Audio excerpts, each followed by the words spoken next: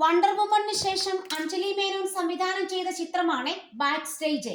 പത്മപ്രിയയും റിമ കല്ലിങ്കലും പ്രധാന കഥാപാത്രങ്ങളെ അവതരിപ്പിക്കുന്ന ഈ ഹ്രസ്വ സിനിമ പ്രസാർ ഭാരതിയുടെ OTT പ്ലാറ്റ്ഫോമായ വേവ്സിലാണ് റിലീസ് ചെയ്തിരിക്കുന്നത്. മികച്ച അഭിപ്രായമാണ് സിനിമയ്ക്ക് ലഭിക്കുന്നത്.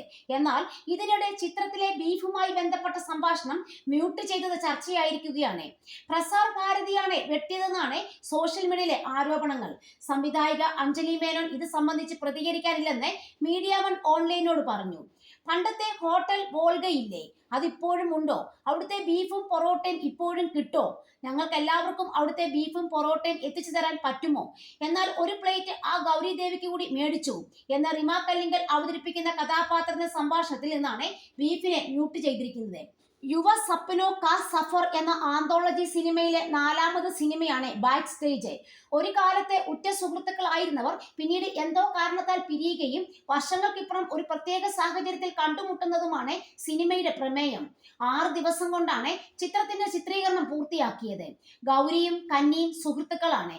ബാക്ക് സ്റ്റേജിൽ അവരോടൊപ്പം ചിരിക്കുക, കരയുക, നിങ്ങളുടെ ഫ്രണ്ട് സോൺ ഓർമ്മകൾ പുനർജീവിപ്പിക്കുക എന്നാണ് ബാക്ക് സ്റ്റേജിനെ കുറിച്ച് അഞ്ജലി ഇൻസ്റ്റാഗ്രാമിൽ കുറിച്ചത്. OTTയിൽ മികച്ച പ്രതികരണമാണ് സിനിമയ്ക്ക് ലഭിക്കുന്നത്. പത്മപ്രിയയും റിമയും പക്വതയാർന്ന പ്രകടനം കൊണ്ട് ഞെട്ടിക്കുകയാണെന്നാണ് സിനിമാ പ്രേമികളുടെ അഭിപ്രായം.